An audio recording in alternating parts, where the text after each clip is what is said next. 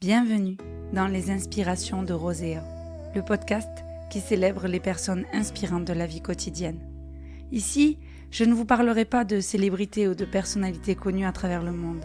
À la place, je mets en lumière des gens comme vous, comme moi, des gens qui pourraient être votre voisine, votre amie, votre collègue ou votre sœur. Pourquoi ce choix ? Parce que ce sont souvent les personnes les plus proches de nous qui ont les histoires les plus extraordinaires et les plus inspirantes. Des histoires de résilience, de détermination, de passion. Des histoires de personnes qui ont traversé des épreuves difficiles, qui les ont surmontées, qui ont combattu des maladies ou qui ont choisi de s'engager pour une cause qui leur tenait à cœur ou juste ont réussi à réaliser un de leurs rêves. Dans ce podcast, je vous invite à rencontrer ces personnalités authentiques et vibrantes, ces gens qui apportent de la lumière et de la chaleur à ceux qui les entourent. À travers leurs récits, vous découvrirez des parcours de vie uniques, des leçons précieuses et surtout une vision de la vie extraordinaire, une source d'inspiration pour continuer d'avancer sur votre chemin. Préparez-vous alors à écouter des histoires émouvantes, des voix qui résonnent avec énergie et passion, des gens qui vous feront sourire, pleurer et peut-être même réfléchir différemment. Je veux rendre hommage à toutes ces personnes du quotidien qui font la différence, souvent sans même le savoir. Et qui sait, peut-être serez-vous la prochaine invitée de mon podcast ? Alors rejoignez-moi dans les inspirations de Roséa pour une aventure humaine pleine de découvertes, d'espoir et de moments qui vous couperont le souffle. Parce qu'au fond, ce sont souvent de ceux qui nous entourent que jaillissent les plus grandes sources d'inspiration. Bonne écoute. Bienvenue aujourd'hui dans les inspirations de Roséa. Aujourd'hui, j'accueille en fait une personne qui est rentrée dans ma vie il y a peu de temps, mais qui a joué pour moi une espèce de déclic sur mon corps, sur ma condition entre guillemets de femme, voilà, et la magie du spectacle et tout ça. Et je voudrais vous présenter, alors elle porte deux noms, son vrai nom c'est Valérie, et ensuite elle a un nom de scène qui s'appelle Freebird.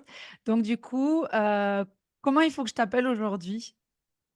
Les 2 sont possibles, parce que, Valérie, c'est mon prénom au quotidien, mais Freebird, c'est pas seulement mon nom de scène, c'est aussi devenu, un nom, voilà, à la vie et à la scène, puisqu'on l'utilise aussi, dans les workshops, avec ma compagnie, aussi au quotidien. Donc je pense que vraiment Valérie et Freebird se sont réconciliées et aujourd'hui je pense qu'elles font qu'une.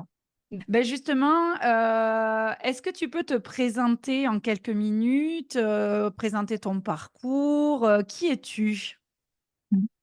Du coup, je m'appelle Valérie, je suis, un enfant, un éternel enfant, vraiment, dès le début, j'ai été absolument passionnée, par, tout ce qui était théâtre, et puis, on va dire que j'avais quelques petites qualités parce que je retenais extrêmement bien, tous les textes et du coup, je suis montée sur scène, très, très tôt parce que, il y avait des cours de théâtre, en fait, mais qui étaient pour des enfants du primaire et moi, j'étais à la maternelle, mais comme ma maman était institutrice, le soir, je restais au cours de théâtre et en fait, je connaissais tous les textes, hein, de tous les personnages et évidemment, le jour de la représentation, il y a une petite demoiselle qui n'a pas voulu monter sur scène parce qu'elle avait beaucoup trop le trac et moi, j'ai pris, en fait, sa place et je me suis régalée.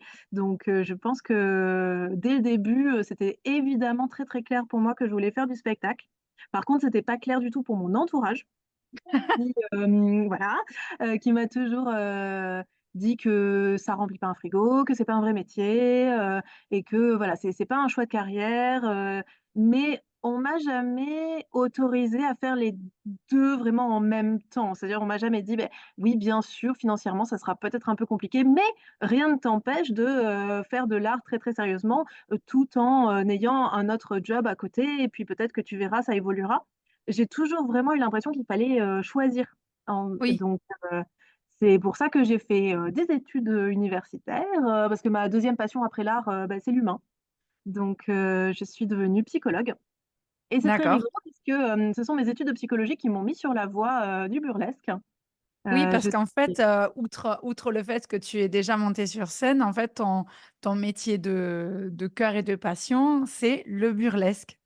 Tout à fait. Alors le burlesque, pour ceux qui connaissent pas, parce que c'est quand même très, très niche, hein, c'est l'art de retirer ses vêtements de façon artistique et en racontant une histoire ou en tenant un propos ou en présentant un tableau, visuel, ou voilà, c'est pas seulement se déshabiller pour se déshabiller, c'est se déshabiller pour que ça serve, une cause, une narration, une idée à faire passer, une ambiance aussi qu'on a envie de créer, ça peut être des ambiances très, très rétro, ou complètement futuristes, et puis, ça donne quand même un petit peu la main, à tout ce qui est drague, hein, le drag, c'est une expression exagérée, une performance de genre, quel que soit le genre, ça peut être masculin, ça peut être féminin, ça peut être, bizarroïde qui existe pas, ça peut être une créature, et le burlesque, c'est ça, c'est too much, c'est trop, c'est, c'est un gros délire, quoi, c'est ça. Ah oui, je confirme.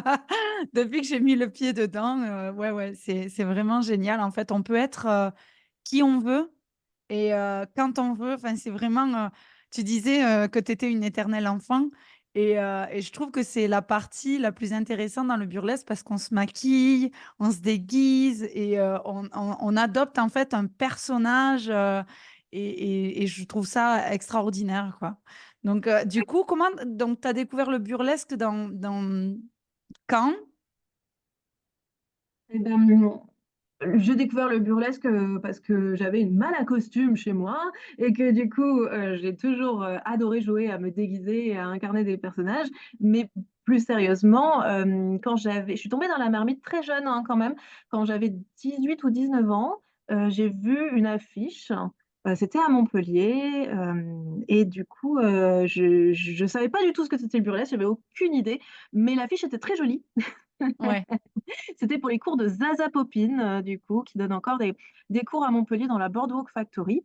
Et donc, je me suis inscrite en me demandant franchement ce que je foutais là. Et en fait, je me suis régalée, j'ai absolument adoré. Il y avait vraiment des femmes de tous les âges. Et pour moi, ce qui a été vraiment très thérapeutique, c'est le mouvement, le fait de faire bouger ce corps d'une façon qui soit sensuelle, qui soit sexy, tout ça. J'ai trouvé ça tellement agréable. Et en fait, ça me donnait une patate. Je rentrais dans le cours, j'étais stressée, énervée, fatiguée, parce que voilà, la vie, le travail, les études, tout ça, c'était très difficile. Et je sortais de là apaisée, délivrée, zénifiée, enfin, c'était merveilleux. Donc, avant même de me dire, ah, je vais faire ça sur scène, je me suis dit, ah, mais je vais faire ça parce que ça me fait du bien, en fait. ouais, juste prendre ce qu'il y avait à prendre sur le moment, en fait. Tu avais déjà fait de la danse, toi, déjà, ou pas? Est-ce que pour faire du burlesque, il faut sortir de la danse? Alors absolument pas, et même au-delà de ça, c'est-à-dire que, moi mon background de danseuse, il est en négatif. C'est-à-dire que, mes parents ils m'ont jamais mis à la danse quand j'étais toute petite, mais de toute façon je l'aurais pas du tout supporté. Enfin, quand les gens me disent: «Ah moi j'ai commencé la danse à 5 ans», j'étais là: «À 5 ans? À 5 ans je léchais le sol, enfin, je mangeais la colle, j'étais, j'étais pas du tout, capable de faire des pas de danse, voyons». Mais par contre, vers 12 ans, j'avais quelques copines qui faisaient de la danse, alors du coup, j'ai eu envie d'essayer. Donc mes parents m'ont inscrit à la danse, en modern jazz, me voilà partie et en fait, je comprenais rien, parce que je savais pas où était mon corps dans l'espace, la droite, la gauche, voilà, je comprenais rien, c'était beaucoup trop rapide, enfin, j'étais absolument perdue et du coup, la prof, en fait, m'expliquait les choses, encore et encore, mais je comprenais pas. Enfin, des fois, ça vient juste ajouter de la confusion sur de la confusion. Enfin, réexpliquer 5 fois quelque chose que tu as pas compris la première fois, des fois, ça n'aide pas. Et donc, elle s'énervait, donc moi, ça me stressait. Et du coup, au bout d'un moment, elle m'a dit: «Oh là là, mais c'est pas possible, à cause de toi, je vais devoir changer la choré, on va pas pouvoir faire ce qu'on avait prévu, on va devoir faire quelque chose de plus simple, et en gros, j'espère que tu es contente, de faire chier tout le monde, quoi». Donc évidemment, je me suis, désinscrite, de ce cours, immédiatement et j'ai pleuré pendant des semaines. Du coup, je me suis définitivement dit que la danse, c'était pas pour moi et puis quand j'ai commencé le burlesque très sérieusement, ça a été vraiment au Canada, parce que j'ai fait un échange universitaire en fait, au Canada, C'était en 2015 et là, je tombe en amour avec, une prof, de d'effeuillage, Miss Rosie Beats, à qui j'envoie d'énormes bisous et que j'aime encore, profondément d'amour 10 ans après, qui m'a tellement apporté et elle m'a donné la confiance et la validation dont j'avais besoin pour me dire: «Mais oui, en fait, je peux le faire hein, et j'ai pas besoin, heu, qu'on m'autorise, j'ai pas besoin qu'on me valide. Je vais juste le faire parce que je sens en moi que je suis capable». Mmh. Et donc elle m'a fait, fermer le show, les 2 premiers shows en fait que j'ai fait avec elle et ben à chaque fois j'étais le dernier numéro, donc souvent le dernier numéro c'est celui qui est le plus, impactant, le plus punchy ou vraiment le plus, on va dire, Ouais, avec le le final, quoi. rythme quoi, voilà. Et donc c'était un honneur, énorme pour moi et je suis rentrée en France en me disant: scrogneugneux, je veux rien savoir, je vais faire le burlesque le plus sérieusement possible. Donc j'ai commencé à faire des recherches, à regarder, les stars, hein, du burlesque et je me suis rendu compte que quand même, de mon point de vue, dans ce que j'aime, dans ce qui m'excite, dans ce qui, fait que je vais vraiment apprécier la performance, j'aime les lignes, j'aime les corps, j'aime l'engagement, j'aime la finition, j'aime la beauté, j'aime la grâce et du coup, je me suis dit: «Bon, allez, on va s'inscrire à la danse, voilà, mords un morceau de bois et vas-y!» Et du coup, bah, ça fait 10 ans et j'ai fait, vraiment pas mal de danse, et je continue à en faire, au maximum, on va dire de mes possibilités, de mon emploi du temps, et de ma cagnotte, hein. Ouais. Alors justement, est-ce qu'aujourd'hui, qu'est-ce qui te fait vivre? Tu as dit que tu étais psychologue du coup, tu t'es Mmh mh. installée. Hem, Combien ça fait de temps que tu es psychologue et quelle est l'entreprise? Parce que c'est une entreprise, hein, le burlesque, tu vas nous en parler juste après. Tu as monté aussi ton cabaret, tu fais des workshops. Alors les workshops, bah, tu en parleras mieux que moi, mais ce sont des cours en fait, occasionnels, mensuels, voilà de burlesque sur des thématiques ou pas et donc qu'est-ce qui te fait justement manger? Qu'est-ce qui remplit ton frigo à l'heure actuelle? Est-ce que c'est un peu des 2? Est-ce que c'est l'un plus que l'autre? Alors très clairement, ce qui remplit mon frigo, c'est mon métier de psychologue parce que le burlesque, en tout cas de mon expérience, hein, je suis très heureuse que d'autres personnes arrivent à peut-être à en vivre, facilement et peut-être me feront mentir, mais de mon expérience en tout cas, ça coûte une fortune et ça rapporte extrêmement peu, voire rien du tout. Parce que, bah, déjà, il y a toute une évolution. C'est-à-dire qu'au début, quand on commence, on va surtout faire ce qu'on appelle des scènes ouvertes. C'est-à-dire que ce sont des spectacles dans lesquels on va pas être payé ou, très, très peu. Des fois, on va pas être payé du tout, on y va juste pour le plaisir, en fait, d'être sur scène et puis pour pouvoir roder, son numéro, pour pouvoir faire une belle vidéo qu'on pourra envoyer éventuellement, à d'autres, spectacles pour candidater à des festivals, tout ça. Donc c'est quand même très, très important, hein, de d'avoir cette occasion de monter sur scène. Et puis, des fois, on va être payé, ce qu'on appelle au chapeau. Donc, les gens vont payer une petite entrée, pas cher du tout, entre 5 et 10 et après ça va être partagé entre les artistes. Mais comme il y a souvent beaucoup d'artistes, beh, ça fait pas beaucoup d'argent. Faut pas s'imaginer que ça va, permettre de payer un loyer. Après, il y a des spectacles, plus, professionnels, où du coup, on va pouvoir demander un un tarif, qui correspond à ce qu'on appelle un cachet, d'intermittent pour ceux qui, veulent être intermittents du spectacle.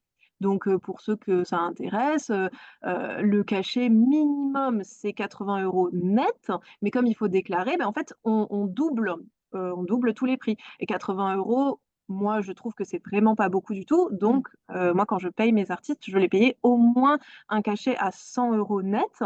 Donc moi, ça va me coûter plus du double. Ça va me coûter, 238 € si, je me trompe pas trop. Donc forcément, engager légalement des artistes, donc en déclarant, c'est très cher. Ça, il faut vraiment, le garder à l'esprit et avant de pouvoir, prétendre à des spectacles professionnels, il faut quand même avoir des actes qui soient, abouti, qui soit Mmh. avancé, qui soit un peu rodé, qui ait été sur scène, q d'avoir un costume qui soit quand même de qualité et tout ça. Et ça va prendre du temps et puis ça va coûter, quand même beaucoup d'argent. Donc, si on sait faire, son costume soi-même ou qu'on apprend sur le tas, hein, parce que moi je j'ai aucune formation de couturière, plumassière, rien du tout. J'ai tout fait au fur et à mesure parce qu'il y avait des besoins et que j'avais personne, autour de moi, pour pouvoir, le faire à ma place. Donc, Mmh.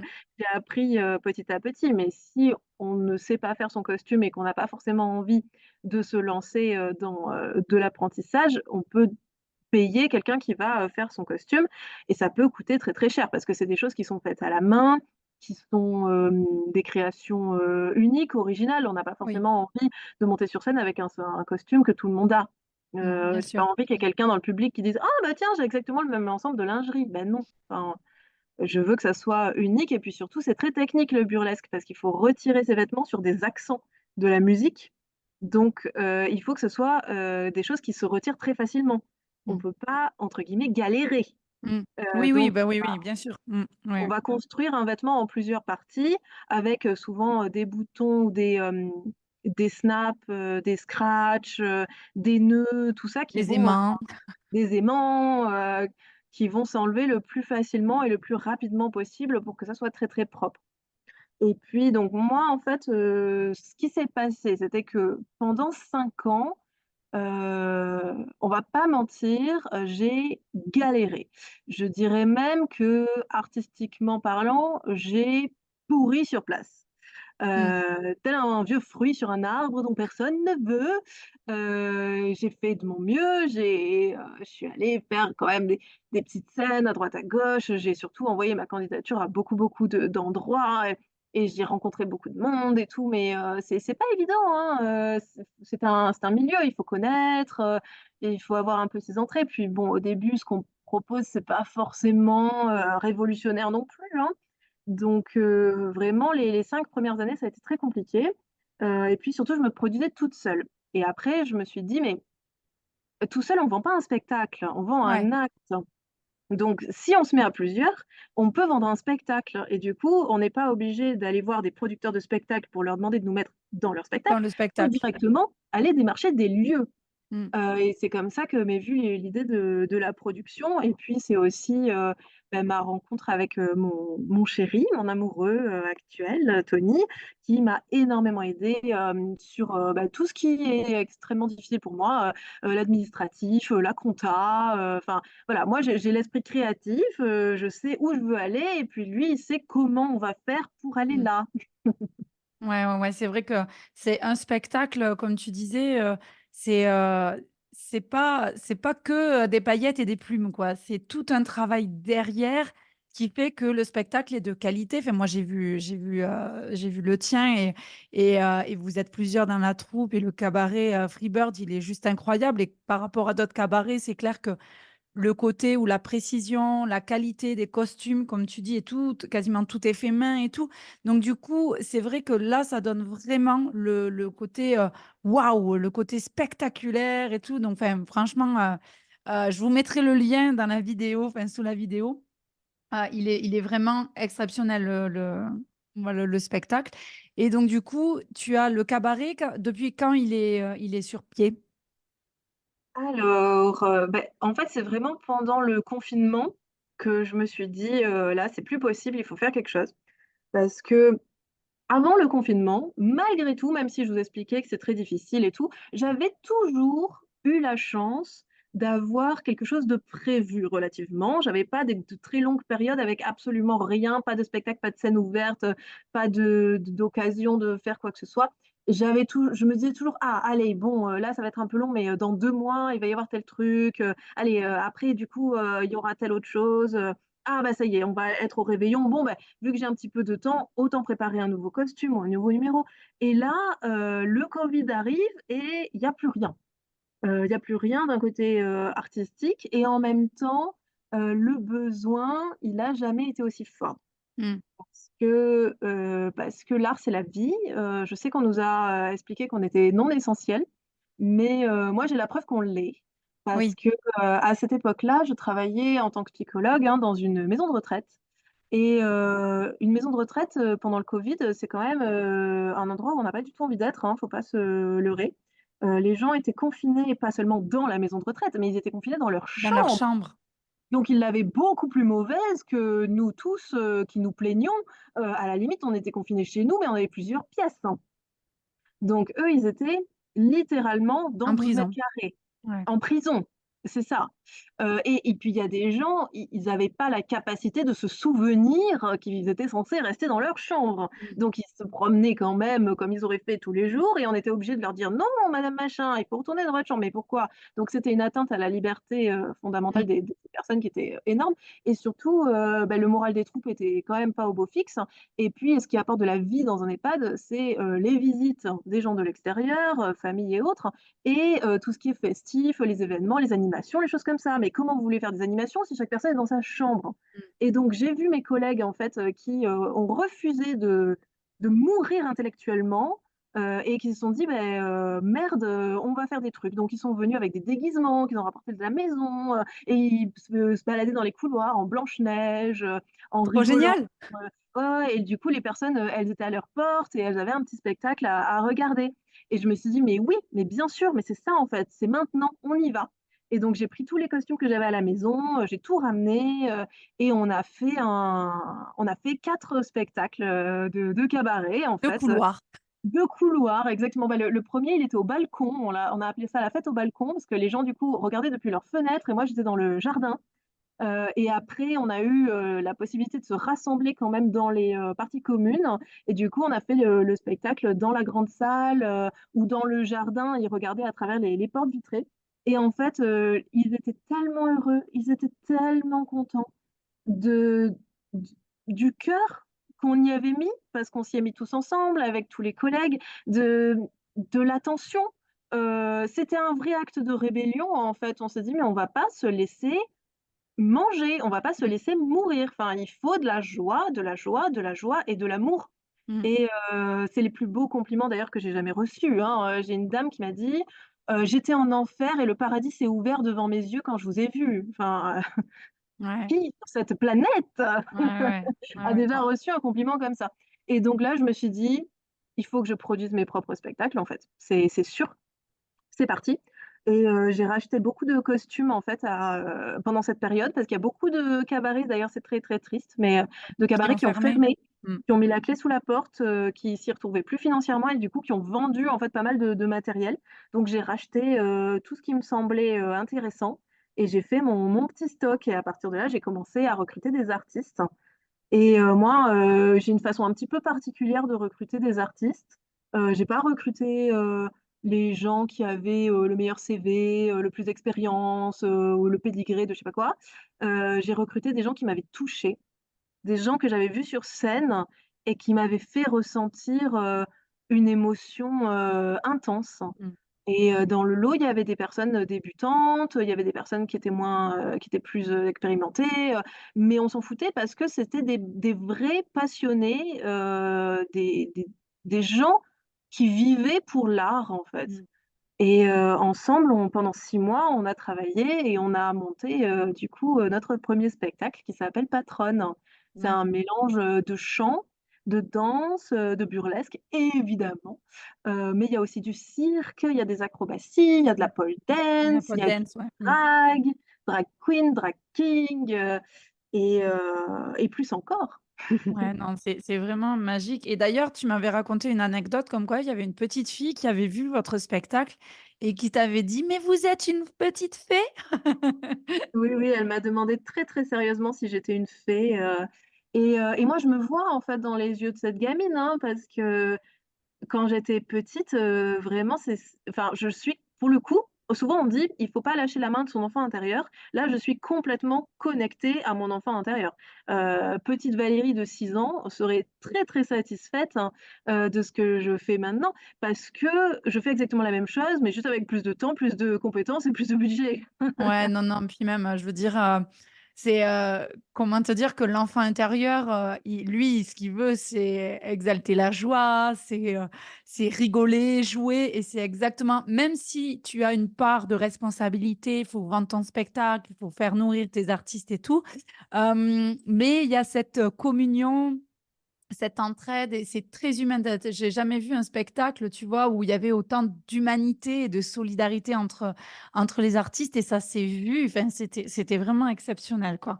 Mmh. Hem, Dans le burlesque, il y a pas vraiment de règles, tout à l'heure, on se posait la question d'est-ce qu'il faut être danseur, oui, danseuse, oui, bien sûr. ou, est-ce qu'il faut avoir fait du théâtre ou, est-ce il y a pas de compétences particulières? C'est-à-dire qu'on peut, vraiment, venir de n'importe quelle, Milieu, discipline et mmh aussi de rien du tout et c'est ça ouais. qui est absolument génial. C'est qu'il y a des personnes qui ont jamais pratiqué, quoi que ce soit, de qui soit en lien avec le spectacle avant et puis ils décident de se lancer à 50 ans et en fait, ça va marcher du feu de Dieu. Parce qu'ils ont quelque chose, parce qu'ils ont un feu, parce qu'ils ont une présence scénique, donc vraiment le burlesque, c'est une des rares disciplines d'ailleurs où on peut se lancer entre guillemets «peu importe qui on est», qu'on soit jeune, qu'on soit vieux, qu'on soit blanc, qu'on soit noir, qu'on soit de toutes les couleurs, qu'on ait des enfants, qu'on n'en ait pas, qu'on ait, un corps, plutôt, mince et sportif, ou au contraire, est très voluptueux, en la façon dont on se présente sur scène, les costumes qu'on va utiliser, la façon dont on bouge, dont on, va faire passer de l'émotion, de la sensualité, n'a rien à voir avec, les mensurations, l'âge, ou une quelconque, capacité. D'ailleurs, il y a des effeuilleuses, qui sont en fauteuil roulant et Ouais. qui, font, des spectacles absolument incroyables. Moi, j'ai vu des danseurs, aveugles, donc voilà, tout est possible, en fait, hein. Faut surtout pas, se dire: «Oh non, j'ai pas les capacités». Enfin, vraiment, le burlesque, c'est l'art dans lequel on peut se dire: «Bah oui, ben, si j'ai envie, peut-être que c'est pour moi». Ouais, beh, c'est exactement, tu vois, ce que j'ai ressenti parce que je me donnais pas le droit, moi, de remonter sur scène par rapport à mes kilos de grossesse et le corps que j'avais qui est beaucoup moins ferme que quand j'étais professeure de fitness et donc du coup, c'est là où, le burlesque, il est rentré dans ma vie et où je me suis autorisée à remonter sur scène, à rejouer, toutes les pièces entre guillemets «dans ma tête» parce que j'avais fait du théâtre donc le burlesque en effet, c'est tout un monde qui s'est ouvert à moi et vraiment je le conseille à tout le monde justement parce qu'il y a cette bienveillance et ce regard artistique qui fait que, bah, tout le monde a sa place, quoi. Est-ce que vu que toi tu as ton œil de professionnel burlesque et ton œil de psychologue, est-ce que tu te sers de l'un et de l'autre dans tes différentes disciplines, justement, comme outil? Est-ce que tu te sers du burlesque pour le psy? Est-ce que tu sers du psy dans le burlesque? Oui, alors constamment, constamment, déjà, mes 2 carrières, je trouve qu'elles se donnent la main, d'une façon vraiment admirable. Pendant un petit moment, je me suis posé la question de, est-ce que j'arrêterais d'être psychologue pour faire du burlesque à plein temps? Mais ça a jamais vraiment été une option parce que j'avais pas du tout assez de dates et tout et puis maintenant que j'ai le cabaret, si je me donnais vraiment les moyens et que je me disais: «Allez, c'est parti, on fait le max, et on va vraiment, poursuivre ça, à plein temps», ça pourrait être une option, mais je n'en ai pas envie parce Oui. que, je me régale et je m'épanouis, tellement dans dans cette carrière en fait qu'est la psychologie. Moi le burlesque, ça m'a donné, beaucoup de confiance en moi et il faut quand même avoir de la confiance pour pouvoir en transmettre.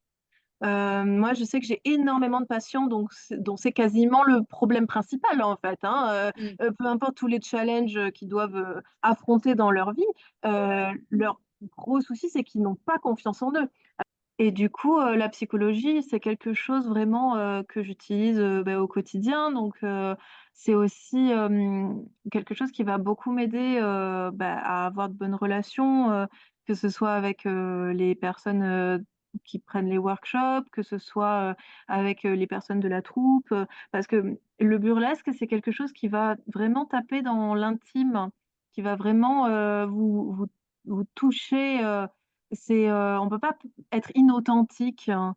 et faire, du burlesque, en fait, c'est vraiment quelque chose de très, très, très personnel, très intime et souvent ça vient réveiller, pas mal de blessures, hein. Ça peut, faire vraiment, très mal parce que ce rapport à son propre corps, ce rapport à son potentiel de séduction, ce rapport à sa confiance en soi, Au ce regard rapport des autres? au regard des autres, s'exposer, être too much, être pas assez, vouloir disparaître. Et puis son rapport à sa sexualité aussi, hein. Bah, ça peut vraiment, venir, nous titiller sur des endroits un peu inattendus. Et à la fois, il y a un potentiel de guérison qui est extraordinaire. À la fois, bah, le processus, bien sûr, il est inconfortable. Et parfois, on peut se retrouver, vraiment, tenaillé, à se dire: «Mais qu'est-ce qui se passe en moi, quoi? Qu'est-ce que je suis en train de vivre? C'est pas possible, je déteste, j'arrête tout, ou je suis nulle, c'est pas pour moi», tout ça et ça, peu importe, à quel niveau, hein, même ça fait, si ça fait 40 ans qu'on fait du burlesque, on peut encore être traversé par ce genre de sensations, très, très violentes, très, très intenses. Parce que, bah, la confiance en soi, ça fluctue énormément aussi, Mmh. hein, selon, ce qu'on vit. On n'est pas dans une bulle stérile, hein, si on sort d'une grosse rupture ou quoi, le burlesque, ça peut nous aider énormément, mais ça peut aussi bien nous confronter et nous mettre dedans et je pense que la psychologie m'aide à accueillir déjà, hem et si c'est son souhait, à aider un petit peu la personne à naviguer là-dedans et à, peut-être faire un petit peu du sens, sur ce qui lui arrive. Mais déjà accueillir, pour moi, c'est le plus important parce qu'être psychologue, c'est avant tout, être un creux, être une petite coquille hein, dans laquelle la personne elle peut trouver de l'espace. Alors, merci vraiment pour ce partage et tout. J'espère que ça a donné, plus de sens, que les gens ont plus compris ce que c'était le burlesque ou peut-être même carrément ont découvert ce que c'était. Hem Moi, à partir de ce moment-là, si tu es OK, j'aimerais bien te poser quelques petites questions. Alors, tu peux vraiment y répondre, l'idée, c'est vraiment d'y répondre au tac pour que le mental, tu sais, comme il jappe, il jappe, il jappe, il jacasse. De laisser le mental, en fait, disparaître, pour laisser place, en fait, à ce que le cœur, l'enfant, la petite, Valérie, la petite Freebird, elle a envie de dire à ce moment-là. Si tu es OK, on peut commencer à la première question. Tout à l'heure, on parlait de la petite Valérie de 6 ans. Qu'est-ce que c'était justement ton rêve de petite fille? Est-ce que c'était ce que D'être tu une vis? Barbie, d'être une Barbie dans un monde de Barbie. Ah ouais, alors je sais que tu as été au cinéma habillée en Barbie à la sortie du film Barbie. Oui, c'était Du coup, tu merveilleux. est-ce que tu as eu l'impression justement d'avoir réalisé ce rêve-là? Ah beh, complètement, d'ailleurs, c'est très rigolo, mais quand j'étais petite, on pouvait pas acheter les vêtements de Barbie, comme aujourd'hui. Fallait acheter la poupée avec, en fait. C'était très, très rare, de Mmh. trouver le vêtement, sans la poupée et du coup, bah, moi, j'avais déjà exactement les goûts que j'ai aujourd'hui, hein. Donc j'avais envie d'avoir une garde-robe, de l'infini vers l'au-delà, en fait, ma grand-mère et ma grand-tante, sont des couturières, à la retraite et du coup, elles avaient plein de petits bouts, de petits coupons, de petits, morceaux de tissu et alors moi, je suis une pie, j'adorais quand il y avait des paillettes et des trucs comme ça, j'en étais folle et du coup, ben, en fait, j'ai appris avec ma grand-mère, avec ma maman, à coudre, pour pouvoir faire des vêtements à mes Barbies et du coup, c'est il y a pas longtemps, j'étais debout sur la table du salon et ma mère, était en train de m'aider à arranger le l'ourlet d'une robe, que je pouvais pas faire moi-même parce qu'il faut la porter avec les talons pour savoir la longueur exacte et Mmh. tout et elle m'a dit: «Bah, tiens, c'est rigolo, j'ai l'impression de nous revoir quand tu étais toute petite et qu'on faisait les vêtements de poupée, quoi», donc c'est un moment, trop mignon et une complicité qui s'arrête pas, quoi. Ah, c'est trop mignon comme souvenir et tout. OK, quelle serait la phrase qui te motive le plus? Moi, je suis une fan des accords Toltec, donc j'essaye, de les vivre au quotidien et c'est vrai que toujours faire de son mieux, moi, c'est quelque chose qui me touche et qui me porte au quotidien. Alors il y a des jours, où vraiment faire de son mieux, ça va pas être grand-chose, hein.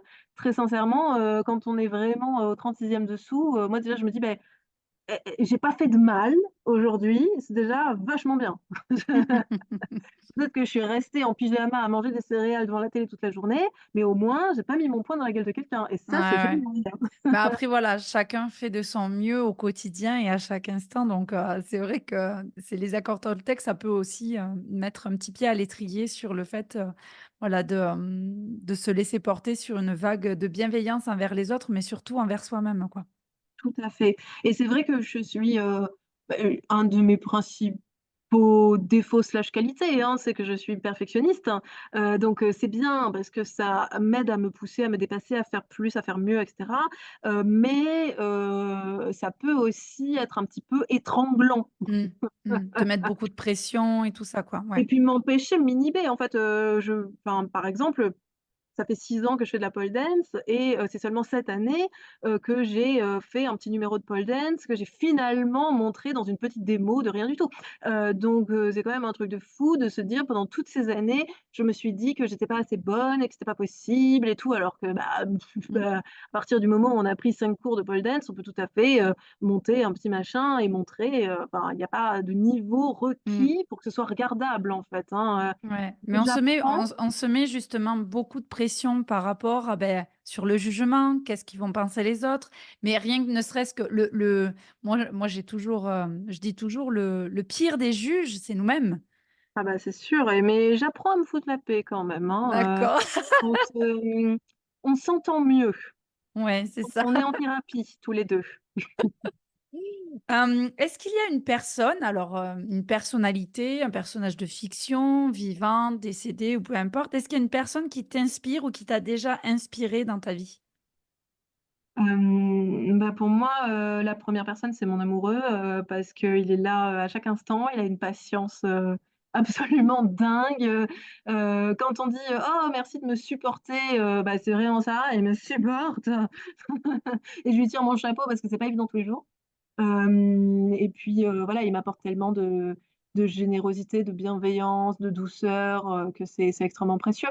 Après, il y a 2 artistes burlesques vraiment qui me transcendent à chaque fois que je les vois sur scène, c'est Alexei von Vosilus et Kiki Béguin, donc c'est vraiment 2 personnes, que je trouve, qui ont un art qui est abouti, mais à un niveau qui est complètement dingue. C'est-à-dire que dès qu'ils entrent dans la pièce, le l'air change de couleur, quoi. Enfin, ils ont une présence, de scène, on se baigne dedans, hein, Mmh. et en termes de costumes et de danse, de technicité, d'univers, ça a tombé à la renverse, 10 fois de suite, quoi. Donc moi, c'est vraiment ces gens-là où je me dis: «Ah ouais, OK, on peut aller encore tellement plus loin, Mmh. génial». Enfin, ils éclairent le chemin pour moi. Non, super. Justement par rapport au chemin, sur le tien, sur ta vie, sur ton chemin de vie, c'est quoi la plus belle leçon que la vie t'ait, permis de comprendre? Mmh, extrêmement bonne question, ça va être tellement dur de répondre du tac au tac. Je dirais c'est l'amour. Enfin, le comment résumer ça? Heu, un jour, j'ai pris beaucoup trop de drogue et j'ai eu vraiment une expérience de sortie de corps, je me suis regardée en fait de l'extérieur, hein. Ne faites pas ça à la maison les enfants, c'est, très, très, dangereux, faut pas reproduire, non et en fait, je me suis vue avec un amour absolument inconditionnel, Mmh. chose qui m'était pas arrivée avant parce que j'étais très jeune aussi, hein, j'avais quoi, 18 ans, 19, mais j'étais, dans le jugement, je n'aimais pas du tout mon corps, j'étais très malade aussi, j'étais très anorexique à l'époque. Pendant, plusieurs années, j'ai eu, beaucoup de problèmes alimentaires. Heu, j et vraiment, en fait, à ce moment-là, j'ai arrêté de détester mon corps, j'ai arrêté de juger mon apparence, j'ai arrêté de vouloir tout contrôler, parce que, enfin, se priver de nourriture, c'est quand même, l'état C'est ultime du contrôle, hein l'ultra contrôle, ouais. Mmh. et je me suis regardée avec un amour absolument inconditionnel, mais l'amour qu'on a dans les yeux quand on voit un petit chaton, On se demande pas s'il a fait quelque chose de bien ou de mal, ou est-ce qu'il mérite d'être sur cette terre, en fait. Il est juste là et c'est l'œuvre de la vie, de la nature, du divin pour ceux qui croient à ça, et je me suis regardée avec cet amour-là, en fait, et je me suis dit: «OK, tu vas te prendre par la main et tu vas t'en sortir. On va s'en sortir parce qu'on a envie de vivre et cet amour qu'on a ressenti, on a envie de le transmettre. On a envie que ça serve et que ça serve à Mmh. d'autres gens et je pense que je regarde encore autour de moi avec un regard qui est imprégné de cet amour-là. Mmh. Ouais, c'est très beau. Une expérience entre guillemets qui aurait pu être dramatique t'a conduit en fait à cette expérience transcendantale de l'amour inconditionnel, en effet qu'on peut ressentir quelquefois dans sa vie, mais c'est le plus difficile dans la vie terrestre, c'est je pense ressentir cet amour inconditionnel. Même quand on est maman, on le ressent pas toujours cet Mmh. amour inconditionnel. OK, Bah, la chose on en parle beaucoup, mais pour le toucher du doigt, c'est assez difficile et oui. puis, comme tu disais au début, ça ferme la boucle, mais faut réussir à sortir du mental. Mmh. Heu et je peux, te garantir que quand tu fais 40 kilogrammes et que tu as pris 0,2 de MD, ton mental, il est plus du tout en état de Mmh. fonctionner, Mmh. mais ça a laissé la place à quelque chose d'autre qui était vraiment magnifique. Mais c'est un état qu'on peut tout à fait atteindre par la méditation, Mmh. Complètement. par, la danse africaine, la La transe, transe. Mmh mh. par des expériences, voilà, des expériences collectives, le voyage, l'amitié, enfin, il y a tellement de façons, en fait, d'atteindre ce but-là, hein. Je suis pas en train de Oui, faire on n'est pas obligé de propagande, prendre du LSD pour, ah, vivre l'amour je inconditionnel, fais surtout hein. pas de la propagande de hippie, hein, c'est pas le but, hein. Mais une fois qu'on l'a touché du doigt, je pense on est vraiment transformé, par l'expérience et j'ai essayé de ramener avec moi ce que j'avais trouvé ce jour-là, en fait. Ouais, super. Justement, est-ce que, tu pourrais me dire, là, s'il y avait une seule chose pour laquelle tu serais le plus fier, ce serait quoi? Beh, moi, ce qui me rend fière, c'est de voir, les progrès des personnes que j'ai pu aider, accompagner à un moment de ma vie. Que ce soit, en tant que psychologue, hein, parce qu'il y a des personnes vraiment, quand je les ai rencontrées, je me suis dit: «Ouh là là là là, ça va vraiment pas être facile cette histoire». Heu, c'est pas que j'y croyais pas, mais je me suis dit: vraiment, je sais pas comment je vais pouvoir aider cette personne. Mmh.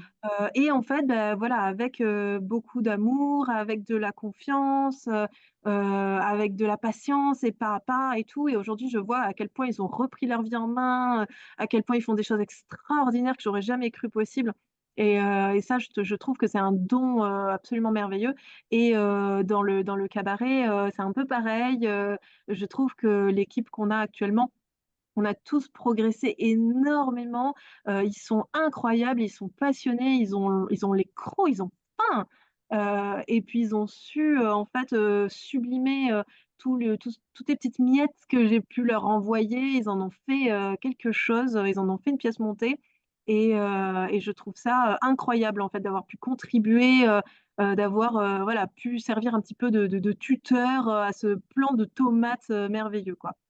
OK. Hem, c'est quoi pour toi la définition de réussite? Être, alors je dirais pas être heureux parce que, c'est un peu une injonction, ça aussi c'est chiant, dans le développement personnel, ça m'énerve, la fameuse quête du bonheur là et du coup, si tu es pas heureux, tu es pas accompli, enfin, quoi, qu'est-ce qu'on se fait chier. Enfin, évidemment que, dans la vie, on n'est pas heureux tout le temps, hein, c'est pas un long fleuve tranquille, enfin, quand tu as quelqu'un qui meurt, dans ton entourage, tu es pas heureux, mais c'est pas pour ça que tu es pas accompli. Donc je dirais, la poursuite, d'un idéal, de voilà, de bonheur, d'apaisement, de douceur, de partage, de joie, voilà. OK, et justement, est-ce que toi si tu devais mourir demain, là, comme ça, tout s'arrête demain, est-ce qu'en regardant ton parcours, tu aurais l'impression de l'avoir quand même réussi d'après ta définition? Ah bah oui, Mais d'ailleurs, j'ai eu cette discussion, avec Ephéméra, dans la voiture, il y a pas longtemps du tout. On parlait en fait, bah, de nos expériences avec la drogue, de plein de conneries qu'on a fait et en fait, on parlait surtout, du fait qu'on arrive à un âge là dans la trentaine où, on a des amis qui sont décédés. Ça c'est pas quelque chose qui était très présent pour moi dans les premières années de ma vie. J'ai eu un petit peu de chance, dans mon enfance, dans mon adolescence, ça s'est pas trop mal passé. Et en fait, bah, là, on a des amis qui sont morts, jeunes et c'est très touchant. Moi, j'ai eu un patient, qui avait, seulement 36 ans, qui est décédé, cet hiver-là et ça m'a bouleversée, vraiment, parce que je pense que l'identification était très forte aussi. Je me suis dit: «Mais ah ouais, c'est dingue, en fait, enfin, tu Oui, peux on peut faut mourir claquer comme des ça doigts du et jour au c'est lendemain, ouais. fini, en fait. Enfin, on part toujours du principe, on fait des plans, «Oh tiens, on va bouffer ensemble demain soir». Ouais, mais en fait, demain soir, peut-être tu es mort, tu sais Mmh. pas. Mais on peut pas, partir du principe qu'on va mourir demain, sinon on fait rien, hein, c'est dommage. Donc moi, je pense très sincèrement que mon parcours, bah, tout n'est pas parfait. Bien sûr que si je pouvais avoir l'occasion de refaire, bien sûr, il y a des choses que je ferais différemment. Bien sûr, il y a des choses que je regrette. Bien sûr, il y a des gens que j'ai blessés. Bien sûr qu'il y a des moments où j'ai fait du mal et j'en suis consciente mais ça m'a aussi appris et aujourd'hui, je ferai les choses très différemment. Donc je pense que c'est pas miraculeux non plus. Il faut se planter aussi pour pouvoir, grandir, pousser, et s'améliorer. Donc très sincèrement, je pense que si, on me disait, voilà, que j'ai une maladie grave et que j'ai 6 mois à vivre, je changerais pas grand-chose à ma vie, hein. Enfin, je suis pas de ces personnes qui planteraient tout et partiraient à l'autre bout du monde, parce que ma vie, elle est là, elle est merveilleuse et je l'aime, hein. Enfin, Mmh. j'ai pas forcément besoin de faire des choses absolument exceptionnelles, du saut en parachute ou que sais-je, pour avoir le sentiment de réussir ma vie. Mmh. Moi, entre l'art et l'humain, je pense que je suis vraiment, complète. Après une autre de mes très, très grandes passions, c'est les animaux. Si j'avais plus de temps, j ou peut-être plus tard dans ma vie, je pense que je passerais beaucoup plus de temps avec des animaux. J'ai pensé pourquoi pas faire un refuge, tout ça et voilà, si je survis, c'est sûrement un but que je poursuivrai dans le futur. Ah, c'est super comme projet. Moi juste, je voudrais rebondir en même temps à ce que tu dis. Si on avait la capacité en fait de replonger dans le passé en disant: «Je vais changer en fait telle et telle chose que je considère comme étant une erreur», et beh, en fait, ça ne t'aurait jamais mené à l'ici et maintenant et tu ne serais jamais la personne que tu es aujourd'hui. Donc en fait, c'est vrai que, tu vois, il y a souvent, les gens qui, il y a eu un reportage qui a été fait sur les personnes âgées justement dans les EHPAD et dans les soins palliatifs, aux États-Unis. C'est un journaliste qui a posé toujours la même question aux personnes en fin de vie et qui leur posait la question de: «Qu'est-ce que vous regrettez?» Et en fait, les personnes ne disaient pas: «Ah ben, je regrette d'avoir je sais pas moi, d'avoir envoyé bouler quelqu'un ou d'avoir, fait ci ou dit ça ou quoi».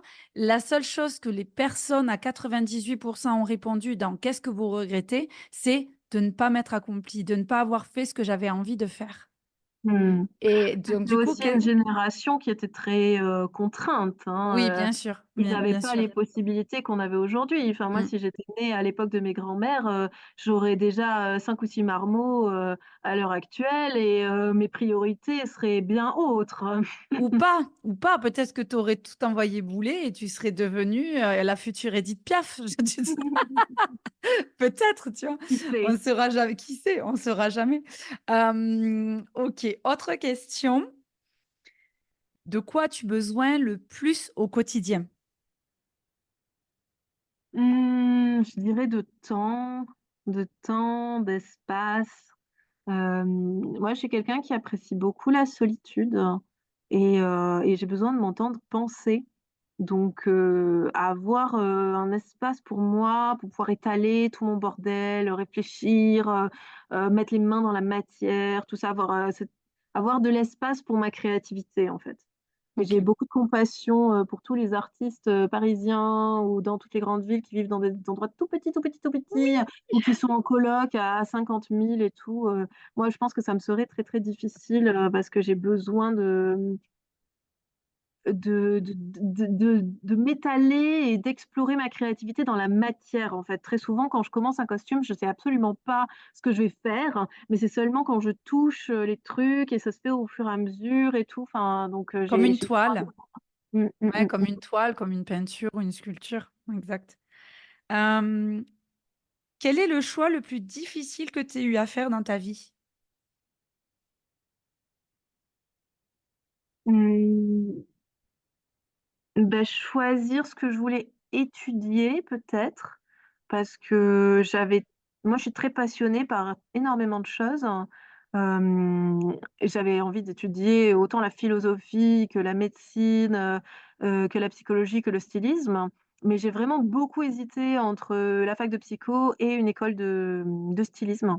Parce que j'aime beaucoup, le fait de créer, en fait, et du coup, je suis très contente, que le burlesque m'ait donné l'opportunité, en fait, de créer tout un tas Mmh. de choses en textile, et surtout de s'en servir. Parce que souvent les choses qu'on voit sur les défilés de haute couture, c'est magnifique, mais ça va servir à quoi? Ça va être où? À quel moment, en fait, ça va être, mis en lumière, à part dans le défilé au final, hein? La plupart des pièces, on va peut-être pas les porter au quotidien pour aller se chercher un sandwich. Donc le burlesque, c'est vraiment un lieu, un moment bien particulier, dans lequel on peut se servir, en fait, de ces créations. Donc c'est chouette. J'ai 2 dernières questions. La première, c'est quoi le bonheur pour toi? Le bonheur, là, je suis en train de regarder mon chat, qui est, endormi, et je trouve ça absolument magnifique. En plus, il pleut dehors, et j'ai la chance d'être dedans. Donc je pense que, voilà, un coin, au chaud avec un chat qui ronronne, c'est Mmh. déjà un bon petit début. Ouais, c'est des choses, les plus simples parfois, en fait, dont on n'a pas l'habitude, de remercier l'univers ou la vie ou que sais-je, pour justement, comme tu dis, avoir un toit sur la tête, un coin cocooning, enfin voilà, enfin, faire preuve de gratitude pour déjà ce qu'on a et Mmh. le bonheur, en effet, il se trouve, enfin pour moi, je partage aussi ta façon de voir la vie. C'est de voir, en fait, le bonheur dans les choses simples du quotidien, quoi. Mmh. Bah, quand je vois mes chats, à quel point ils sont contents d'être en vie, je me dis que j'ai beaucoup à apprendre d'eux, et je me C'est dis clair. ouais, je me dis qu'il faut s'étirer davantage, Mmh. et je me dis que si j'ai permis ça, en leur donnant à manger et un toit, bah, c'est vraiment extraordinaire, et rien qu'avec ça déjà, ma vie est plutôt complète, hein. Mmh. Dernière question, quel conseil tu donnerais à une petite fille ou à ta meilleure amie ou même à une inconnue pour l'aider à trouver le bonheur? De pas écouter, ce que les gens, ont à lui dire. Parce que souvent, les gens eux-mêmes, ils sont dans leur propre quête du bonheur, et souvent ils se sont mis beaucoup de barrières, et ces barrières, malheureusement, ils ont envie de les transmettre, sans faire exprès, hein, c'est pas du tout malveillant, mais ils risquent de les transmettre à un enfant. Comme moi quand je dis, à mes parents, que, je veux faire de l'art, je veux faire du théâtre, et qu'ils me disent: «Mais oui, mais c'est pas un métier ça». Ben si, bien sûr que c'est un métier.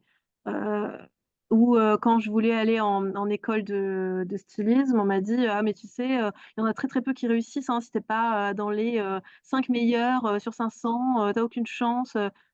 Bah oui, enfin merci, à une époque de ma vie où j'ai aucune confiance en moi, je peux pas m'imaginer que je vais être dans les 5 meilleurs sur 500. Mais peut-être que ça aurait été le cas, qui sait? Mmh. Donc de ne pas écouter les limitations que les gens se mettent sur leur propre vie. Ne pas écouter les conseils, hein, les fameux, «Ah non, mais tu verras quand tu seras maman», bah, je sais pas, peut-être que j'ai pas envie, peut-être que c'est pas, nécessaire, voilà, de laisser tomber un maximum les injonctions, et se faire confiance parce que, on le sait, ce qu'on veut faire. Quand on était tout petit, on savait très bien ce qu'on voulait faire. On a toujours eu cette clarté, cette clairvoyance, C'est clair. heu, donc on n'a pas besoin d'apprendre, on a besoin de se souvenir. Ouais. Bah, écoute, merci beaucoup, Val, pour ce partage, pour, Bah, aussi cette mise à nu, pour nous avoir partagé tes souvenirs, tes épreuves, et ta vision de la vie. Merci beaucoup pour ça. Nous, on se revoit bientôt pour un futur workshop. Peut-être même que tu arriveras à me voir sur scène. En tout cas, moi, j'ai depuis que je t'ai découvert et que j'ai partagé, tous ces moments avec toi, j'ai des paillettes dans le cœur, dans les yeux et ça a réveillé en moi, toute cette magie qu'est l'enfance et ce goût en fait, pour de remonter sur scène. Donc je te dirai jamais assez merci de m'avoir permise aussi de me rallier, avec un peu d'amour, à mon corps, voilà, à ce nouveau corps qui est le mien maintenant. Et moi, je vous invite fortement à aller voir un petit peu, ce que fait Freebird, et d'aller voir, le teaser et quelques vidéos aussi, du Freebird Cabaret. Je transmettrai aussi, en lien de ce podcast, du coup les liens, sur le site internet et tout. Merci beaucoup Valérie. Un dernier mot? Amusez-vous, ne vous prenez pas au sérieux, jouez, riez, dansez, on s'en fout si c'est moche, on s'en fout d'à quoi ça ressemble, et juste, voilà, existez, vivez, Moi, ce que je dis, à aux demoiselles dans les workshops, je leur dis, «Je veux que vous dansiez comme une petite fille qui fait tourner sa jupe». Mmh. Ce moment de: «Wouhou! La jupe elle gonfle, c'est génial!» en fait, et on se pose pas la question de, «Est-ce que c'est une belle jupe? Est-ce qu'elle a coûté cher? Est-ce qu'on voit ma culotte? Est-ce que c'est adapté?» On s'en fout en fait. Vivez! Donc faites voler vos jupes les filles et les Ouais, garçons. mais Merci. tous les genres, les drag queens, les drag kings, tout le monde, tout le monde.